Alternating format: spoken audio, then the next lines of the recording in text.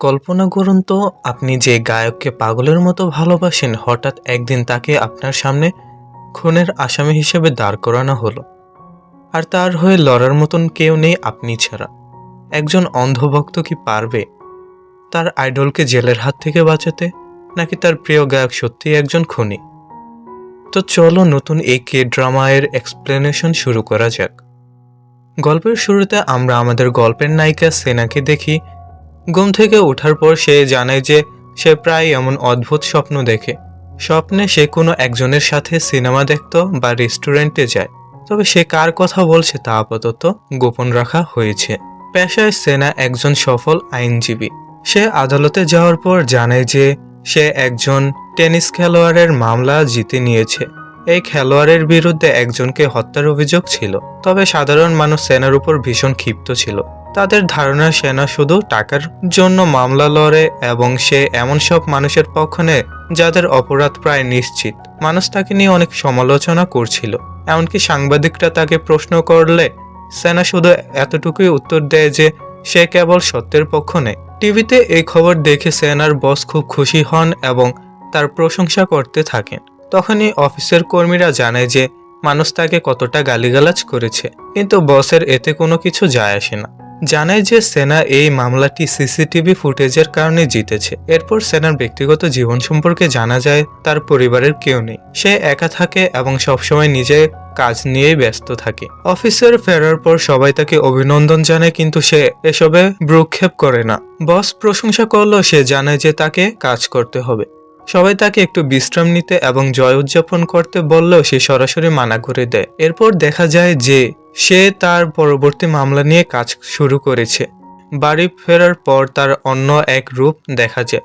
অফিসের সে গম্ভীর মেয়েটি বাড়িতে একদম হাসি খুশি। এখানে জানা যায় যে সে একজন আইডল এর অন্ধ ভক্ত। এই আইডলের নাম রাই, যে গোল্ড ভয়েস এক ব্র্যান্ডের সদস্য। সেনা তার অনেক বড় ভক্ত এবং সবসময় তার গান শোনে। বর্তমানে রাই এর একটি নতুন গান মুক্তি পেয়েছে যা সবাই খুব পছন্দ করেছে। সেনা রায়ের ছবি দেখে খুব বেশি খুশি হয় এবং বারবার ভিডিওতে লাইক ও কমেন্ট করতে থাকে। তার বন্ধু তাকে ডাকতে এলেও সে বাইরে যায় না।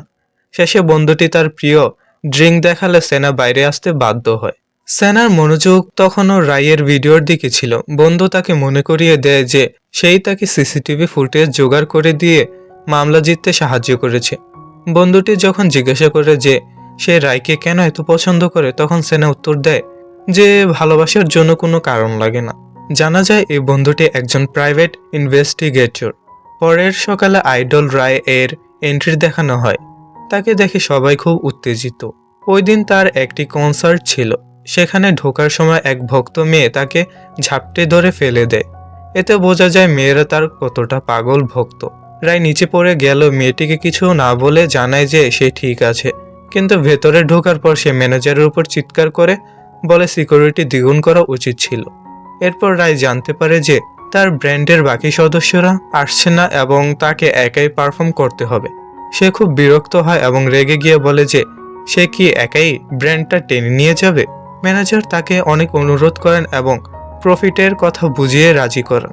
অবশেষে রায় মঞ্চে পারফর্ম করে এবং সবাই তা খুব উপভোগ করে। পরের দৃশ্যে এমন দুজন লোককে দেখানো হয় যারা রায়ের সব কথা শুনে ফেলেছিল। অন্যদিকে সেনাকে হাইকোর্টে দেখা যায়, যেখানে সে একটি মামলায় বেশ খারাপভাবে ফেঁসে গিয়েছিল। সে বারবার ঘড়ির দিকে তাকাচ্ছিল কারণ বিপক্ষ দলের আইনজীবী সময় নষ্ট করছিলেন। দ্রুত মামলা শেষ করে সে ওখান থেকে দৌড়ে বের হয়, কারণ তাকে রায়ের কনসার্টে যেতে হবে। বের হওয়ার সময় সে এক লোকের সাথে ধাক্কা খায় এবং ওই লোকের কফি সেনার জুতোর উপর পড়ে যায়। লোকটি সেনার এই অদ্ভুত আচরণে অবাক হয়, তাকে অভদ্র বলে মন্তব্য করে। এরপর রায়কে দেখানো হয় ভক্তদের বারবার কল এবং আজেবাজে মেসেজে সে অতিষ্ঠ হয়ে ফোন ছুঁড়ে ফেলে দেয়। এরপর একটি অটোগ্রাফ সেশনে এক রহস্যময় মেয়ে রায়কে জিজ্ঞাসা করে যে সে তাকে চিনেছে কি না। রায় চিনতে না পেরে ক্ষমা চাইলে মেয়েটি চিৎকার করতে থাকে এবং তার ফোন নাম্বার চায়। রায় খুব আতঙ্কিত হয়ে পড়ে। সে ওয়াশরুমের দিকে গিয়ে প্যানিক অ্যাটাক সামলানোর চেষ্টা করে। সেনা কনসার্টে পৌঁছলো তাড়াহুড়া করতে গিয়ে তার চাবির রিং ফেলে দেয়।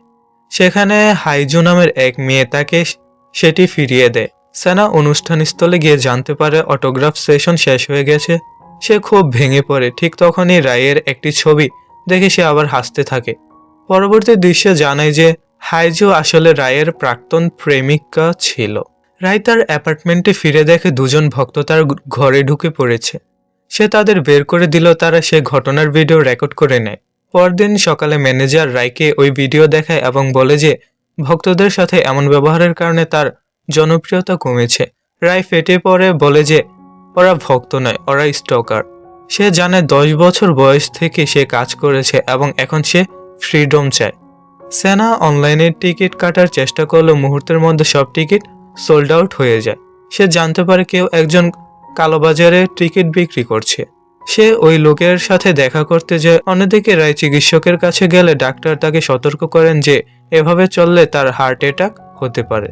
পার্কিং লটে সেনা তখন ওই টিকিট বিক্রেতার কাছে পৌঁছায়। সেনা তাকে আইনি ভয় দেখালে লোকটি দৌড়ে পালায় এবং তারা তার পিছু নেয়। ঠিক সেই সময় রায়ও ভক্তদের হাত থেকে বাঁচতে দৌড়াচ্ছিল। সেনা ভুল করে কালো হুডি পরা রায়কে সেই টিকিট বিক্রেতা ভেবে ধরে ফেলে। রায় সেনার মুখ চেপে ধরে বলে চিৎকার না করতে। রায় তাকে বলে যেন তাকে আর ফলো না করে। রায় তার রুমে ফিরে দেখে ব্র্যান্ডের সদস্যরা তার নামে বদনাম করছে। তারা রায়কে স্বার্থপর বলে গালি দেয় এবং রায়ের মায়ের পেশা নিয়ে কটূক্তি করে। রেগে গিয়ে রায় একজনকে মারতে গেলে অন্য একজন সদস্য আহত হয়। অনলাইনে জোরে রায়ের বিরুদ্ধে ঘৃণা ছড়াতে থাকে। সেনার এক বন্ধু তাকে রায়ের রাগী স্বভাবের ভিডিও পাঠালেও সেনা বিশ্বাস করে যে রায় কাউকে আঘাত করতে পারে না। সে তার ছোটবেলায় একটি স্মৃতি মনে করে যেখানে রায় তাকে সাহায্য করেছিল। এরপর রায়ের বন্ধু সিয়ং তার সাথে দেখা করতে আসে।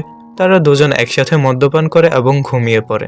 পরদিন সকালে অ্যালার্মের শব্দে রায়ের ঘুম ভাঙলে সে নিচে গিয়ে দেখে সিয়ং এর নিথর দেহ পড়ে আছে। কেউ তাকে নৃশংসভাবে হত্যা করেছে। পুলিশ রায়কে প্রধান সন্দেহভাজন হিসেবে গ্রেফতার করে। নিউজ দেখে সেনা আঁতকে ওঠে। সে থানায় গিয়ে দেখে তার প্রিয় আইডিয়াল চেয়ারে বসে আছে এবং রায় সেনার দিকে তাকায়। এভাবে প্রথম এপিসোড শেষ হয়। দ্বিতীয় এপিসোড পেতে চ্যানেলটি সাবস্ক্রাইব করে রাখুন। লাইক কমেন্ট করতে ভুলবেন না। দেখা হচ্ছে পরবর্তী ভিডিওতে।